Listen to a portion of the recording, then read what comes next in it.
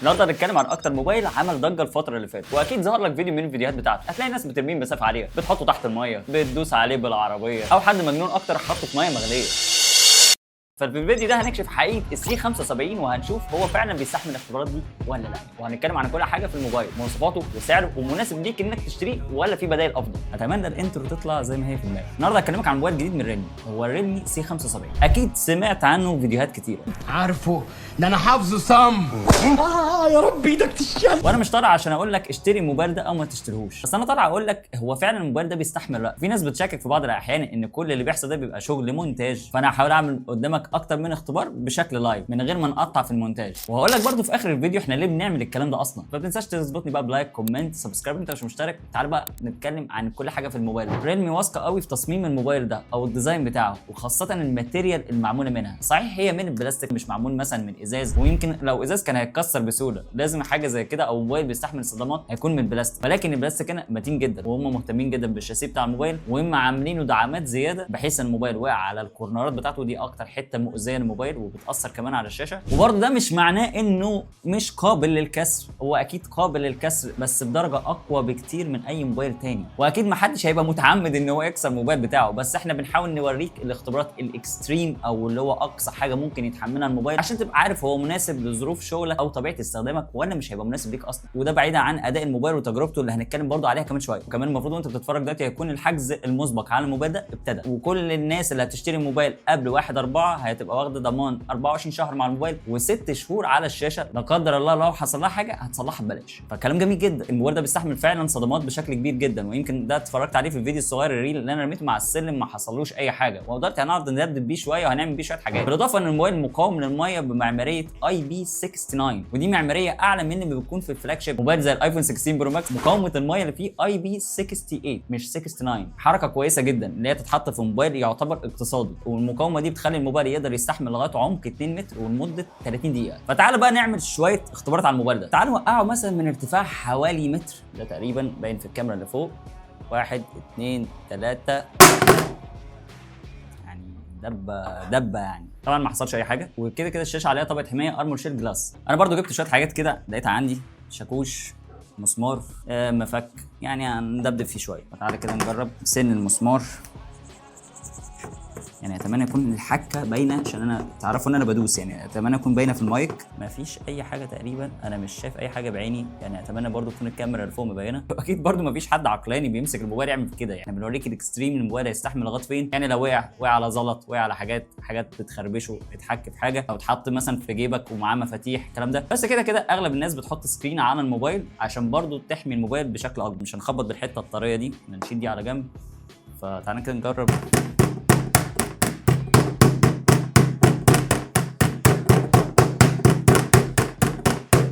برضو الموبايل ولا اي حاجه حصلت.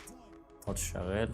نقفل كده السكرين، مفيش اي حاجه، هتلاقيها كلها بصمات هنا، لكن مفيش اي كسر ولا اي خبط ولا اي حاجه خالص. نروح بقى الاختبار الاصعب اللي الناس قالت لي في الفيديو لا ده المايه ما كانتش مغليه، المايه كانت درجتها 70 درجه. هنجربه المره دي لايف. ده كاتل فيه مايه مغليه، اتمنى يكون باينه البقالين. وادي ستوب واتش اهو. هنا احنا هنسيب الموبايل لمده دقيقه. في ميه درجه حرارتها المفروض كانت على وشك اللي هي تغلي، تكون اكتر من 80 درجه. المفروض بقى نفتح بقى كده، يعني اتمنى يكون البخار باين. يعني نسيب بقى البرنس الجديد ده هنا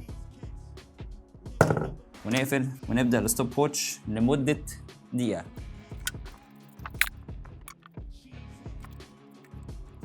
خلاص فاضل كام ثانيه. تمام عدت الدقيقه. نطلع الموبايل وربنا يستر. اوعى البخار.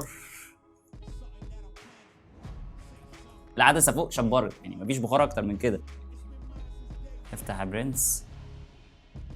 طبعا هو طلع لي اشعار ان الموبايل سخن، فده طبيعي ان ده يحصل. محدش مجنون بيحط موبايل في ميه مغليه. بس الموبايل شغال عادي ولا كأن حاجه حصلت. هي الشاشه طبعا عملت ديمنج شويه عشان يقلل طبعا حراره الشاشه على قد ما يقدر. هو حتى عمال يقول لي الديفايس تو هوت، سيبه شويه ياخد نفسه. بص فاحنا هنسيبه دقيقتين كده ياخد نفسه ونرجع. طبعا انا استنيت الموبايل يهدى شويه عشان اي موبايل بيسخن المفروض السوفت وير بيسلو داون كل حاجه وبيحاول يوقف لك الموبايل علشان تخليك تسيبه علشان يقدر يهدى او يكول داون بعد كده تقدر تستخدمه. طبعا الموبايل حاليا ولا اي حاجه خالص والشاشه رجعت بالاضاءه بتاعتها عادي، وده اللي بيحصل عامه في اي موبايل. المفروض الموبايل ده بيستحمل لغايه درجه 70 درجه، انا حطيته في ميه هي على وشك انها خلاص هتغلي. طبعا تاني وتالت ورابع هقول لك ان مش المفروض ان احنا بنعمل كده في الموبايل، يعني ده مش الطبيعي بتاع الاستخدام بتاعنا. انا بس بوصل لك الاكستريمز، اكتر حاجه ممكن يستحملها الموبايل، علشان مثلا لو انت مثلا عامل بتشتغل مثلا في المحاره، الموبايلات مثلا بتتبهدل منهم نقاش فبتدهن وايدك دايما كلها بوهيه وايدك دايما بتبقى في الميه، اكيد بتبقى حاطط في دماغك ان الموبايل يبقى مقاوم او بيستحمل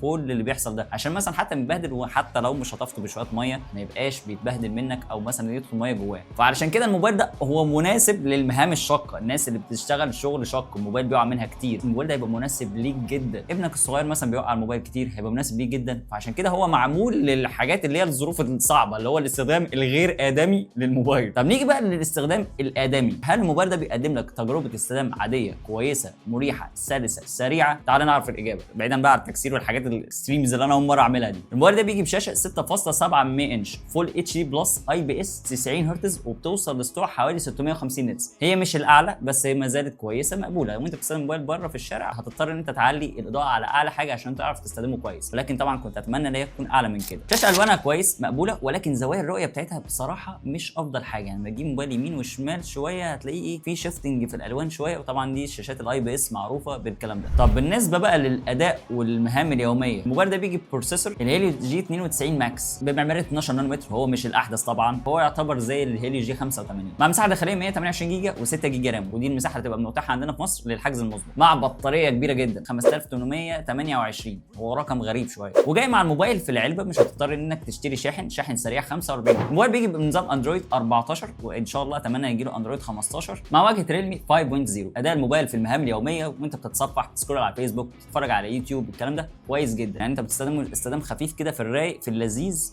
شغال. بالنسبه مثلا للالعاب لعبه مثلا زي ببجي بتشتغل على 40 فريم اللي هو سموث والترا فريم ريت، 40 فريم بيبقى شغالين كويس، واستجابه الموبايل الى حد ما كويس، ولكن كنت اتمنى ان انا اشوف اداء اقوى من كده، وده بسبب كله البروسيسور المحطوط في الموبايل ده. وخليك معايا في الاخر عشان في كام كلمه هتكلم عليها عن موضوع البروسيسور واداء الموبايل والمنافسين دي. طبعا بالنسبه للبطاريه ما تقلقش خالص، موضوع البطاريه اقل واجب يومين مرتاح لو انت استخدامك متوسط. نروح بقى لتجربه الكاميرات، والموبايل ده فيه هي كاميرا واحده وفي كاميرا ثانيه مش معروف ماهيتها ايه او يعني هي بتعمل ايه بالظبط، بس اعتبرها هي كاميرا واحده 50 ميجا بكسل فتحه العدسه 1.8، والكاميرا السيلفي 8 ميجا بكسل. تجربه التصوير على الموبايل ده اقدر اقول عليها متوسطه، هي مش بيرفكت ومش جامده جدا ومش سيئه، هي متوسطه. الصور بالكاميرا الخلفيه كويسه، الهاي دايناميك رينج فيها الى حد ما بيظبط، بعد ما بتلقط الصوره هتلاقي السوفت وير بيعدل عليها كده فبيظبط الدنيا ويظبط الالوان والشاربنس والهاي دايناميك رينج بيظبطوا الى حد ما. وكل ما ظروف الاضاءه بتقل شويه بتلاقي شويه نويز ظهرت في الصوره. السيلفي لازم تكون ظروف الاضاءه كويسه جدا عشان تقدر تاخد صوره كويسه، بس هو بصراحه في البورتريه بيعزل كويس قوي، بيقصك عن او بيعزلك عن الباك جراوند تمام، وبرده الصوره فيها شاربنس كويس، ولكن زي ما قلت لك لازم يكون اضاءه عاليه. كل ما الاضاءه هتقل هتلاقي النويز ظهر في الصوره. نقطه مهمه زي السنسورز والحاجات الاضافات الموجوده في الموبايل، زي مثلا ان بصمه موجوده في جنب الموبايل شغاله كويس وسريعه. الجنب الثاني هتلاقي مدخل السيم تري، مدخل الشرايح وتقدر تستخدم شريحتين وكارت ميموري في نفس الوقت. من فوق المفروض يكون في مايك ثانوي لعزل الضوضاء، للاسف مفيش، ودي نقطه تتاخد على الموبايل. طبعا من تحت عندنا المدخل شحن تايب سي خلاص الحمد لله، وسماعه واحده مونو مش ستيريو ولكن صوتها عالي، وكمان بتقدر تعلي الصوت في الموبايل ده لغايه 400% زي ما انت شايف هنا كده. هتلاقي كل السنسورات الاساسيه اللي انت محتاجها في اي موبايل، زي مثلا سنسور المكالمات اللي هو البروكسيمتي سنسور موجود هاردوير شغال كويس، الجايروسكوب سنسور عشان مثلا تستخدمه وانت بتلعب ببجي. هتلاقي كمان بوصله ولكن استجابتها بطيئه شويه، حاجه مهمه جدا مش موجوده للاسف في الموبايل ده وهي NFC، هي مش موجوده في النسخه اللي نازله عندنا مصر.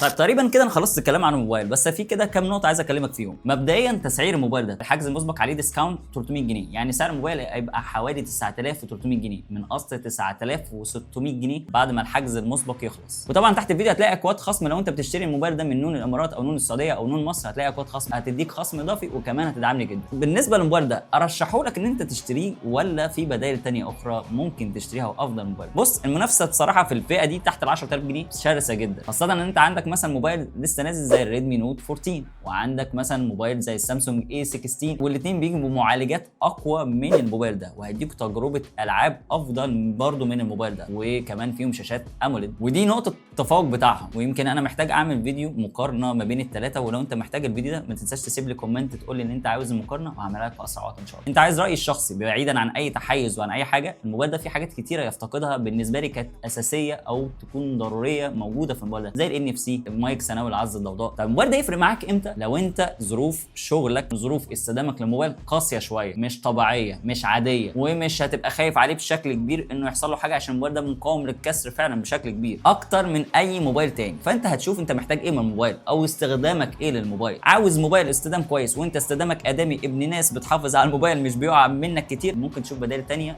غير الموبايل ده. مش فارق معاك افضل اداء، اهم حاجه يكون شغال كويس ويكون كمان بقى بيستحمل بشكل كبير، هتختار الموبايل ده. واتمنى اكون وضحت لك وجهه نظري بشكل مبسط عادل تماما بدون تحيز لاي حاجه من الحاجات. رايي بعد تجربتي الاستخدام الطويله للموبايل ده ان هو فعلا بيستحمل بشكل كبير جدا، ولكن ممكن يكون في بدائل تانية بتقدم لك اداء افضل شويه، ويمكن نشوفها في الفيديو اللي جاي لما نعمل مقارنه ما بينهم. المهم يا سيدي، اتمنى يكون الفيديو عجبك واستمتعت بالاختبارات اللي احنا عملناها بشكل لايف. لو انت عجبك الفيديو ما تنساش تعمل لايك للفيديو وتسيب لي تحت الفيديو في الكومنتات لو انت محتاج المقارنه ما بين الثلاث موبايلات اللي انا قلت عليهم او اتكلمت عليهم من شويه. هتلاقي كمان اكواد خصم تحت الفيديو في الديسكربشن، ما تنساش تستخدمها علشان تاخد خصم اضافي وهتدعمني جدا. وبكده اكون خلصت، واشوفك على خير الفيديو اللي جاي. سلام.